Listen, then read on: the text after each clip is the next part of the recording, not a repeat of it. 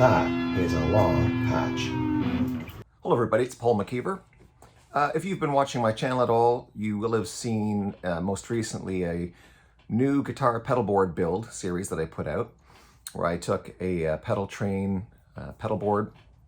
Novo 24 was the model, and I added a number of pedals to it, the power supply, and etc. And if you ever want to, find out how to put together a brand new board, that's the series you could look at. But, people get bored. I get bored. I get interested in new pedals and effects that I see on YouTube or that I've heard on albums. And then I research and I say, hey, I think I should, I could really benefit from having that tone on my board. The problem is, well, here's my board as it stands right now. So you can see that there's really no room for any other pedals. In fact, there's probably too many pedals on that board because I've got these pedals in the middle, And the pedals in the middle, if you think about it, you've got your foot, you're pointing with your toe practically to try and touch those different buttons. And if you've got a third row in there, it makes it all the more difficult to, hit a button with your foot without turning a knob and on one of the pedals in between. So I've been thinking in general that probably even with the pedals that I already had, it might be better to have a board that's a bit wider so that I didn't have to have that middle row, that third row. So I ordered a Pedaltrain Terra. Now the Terra is the largest one they make. It's about the same depth as the Novo 24, but it's wider. I think it's a 42-inch wide, so it's very wide. But it will allow me to take those pedals that you've seen on the existing board, spread them out in a more foot-friendly way, and I think also leave enough space for me to add a few of the new pedals that I purchased since assembling that board. I purchased, well, as of today, I've purchased 3. And some of them aren't that small. So I'm going to need the space to put them in, especially if I'm intending to keep it to just 2 rows and not 3. So let's have a look at the Pedaltrain Terra. I'll just unbox it for you. You can see what kind of real estate we're talking about. And then I'll show you next, I think, how I used Photoshop to plan out where each of those pedals will go, because it does take a little bit of planning. I mean, you've got to think about things like how tall is the pedal, and I've talked about this in the new pedalboard series. How tall is the pedal? Does your foot need to sort of go over another pedal and then down in order to push the button that's in front of the tall pedal? And these can be problems, which can be solved by moving them to corners of the board and that kind of thing. But let's see what we can do to make this the most ergonomically friendly board, or foot-friendly board, as well as give, space for the new pedals. So first of all, let's have a look at the Terra. So this is the box the Terra comes in, Pedaltrain Terra 42. It's just a box. So I'm going to tear the box apart, and we'll see the soft cover case that comes with the pedalboard. All right, so we've got it down to the plastic bag that the Pedaltrain comes in.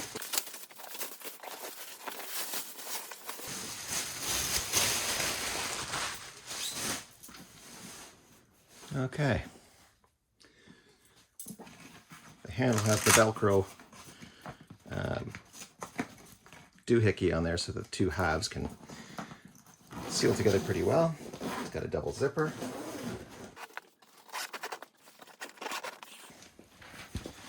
And inside we've got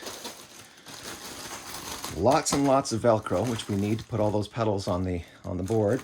We've got a strap, because when you get all those pedals on, this thing's going to be heavy, so you're going to need to be able to carry it around.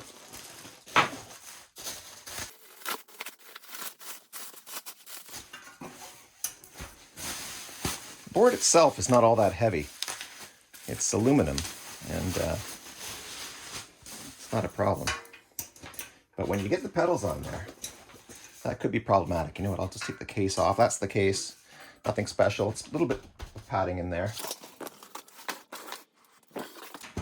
So there we go. At 42 inches wide, I mean, it's not quite 2 24-inch boards wide, but you know what I mean. We're getting almost that width. But that will allow us to, as I say, avoid putting pedals in a middle row. Just put pedals on the top and bottom. and right across. Power supply will go underneath. I'm going to repurpose the power supply that's in my Novo 24. I'm going to put it under here, the exact same way I did in the new Pedalboard series. So watch that if you want to find out how to do that. And let's go on to see how I can plan this out using Photoshop. All right, so this is the layout I've done on Photoshop. The guitar will plug in. This is just figuratively going to go in here, and it's actually on the board. It's going to be an input device I've got up here.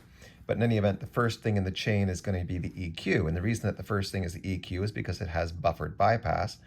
And that makes it function somewhat like a buffer all by itself, although not the kind of buffer I want. And I don't want necessarily to have buffered bypass leading into something like a twin bender, but we'll get to that in a second. So from the guitar into the EQ, from the EQ into this new pedal, which I'll tell you about later, into this other new pedal that I'll tell you about later, and then from there into the Deja Vibe, from the Deja Vibe into the Twin Bender Fuzz. Now you might say, well, wait a minute, you always put your fuzz first. And that's because fuzzes want the high impedance of the guitar to be talking with the input to the fuzz. Now this one though, the Twin Bender, you'll see it says impede control. So one of the switches on the Twin Bender is an impedance knob. And supposedly, I've not tried it yet, supposedly it allows you to control for the fact that you've got other pedals prior to it in the chain that might interfere. So from the Twin Bender, we then go into the buffer, okay? Because again, the Twin Bender, or I mean, basically this is a fuzz face type circuit. It does not like to have a buffer in front of it. So we're gonna see how that, as I say, that impede control takes care of that. But then into the buffer, and the buffer controls the impedance, so it lowers the impedance so that it can better handle the travel through the pedals.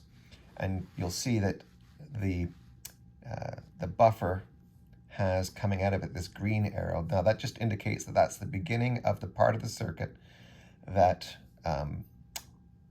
is subject to the buffering. And you'll see at the end of this chain the green line coming back and into the buffer. So everything between those green arrows, all these pedals here, are all subject to this buffering. And then from the buffer, it would go into the amplifier of your choice or into the computer. You might use a Scarlett like I do sometimes to go straight into the computer.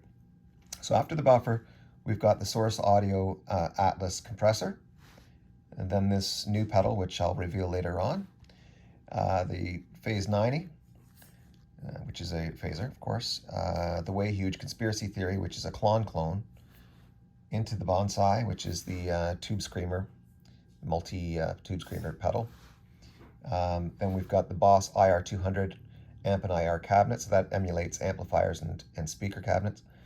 Into the flanger. Now I know if you're doing an Eddie Van Halen thing, he put the flanger before the amplifier. For the time being, I'm still experimenting with having it after the amplifier. From the flanger into the Eventide micro pitch delay, into the Strymon Lex, into the Strymon Ola. The Lex is the Leslie cabinet emulator. It's really sweet. If you're going to buy any pedal right now, that's the one I would recommend you get, just for, lifting your imagination. The Strymon Ola is basically a chorus/tremolo unit. The Universal Audio Starlight Echo Station is what it seems like. It's in multiple echo pedals, whether it's tape echo or digital echo that you want, that pedal handles it. And then the Universal Audio Golden Reverb, which is various kinds of reverb, whether it's tube reverb or plate or Hall, I guess they would call it. So then out of the reverb into the buffer, and from the buffer then into the amplifier. So that's the circuit.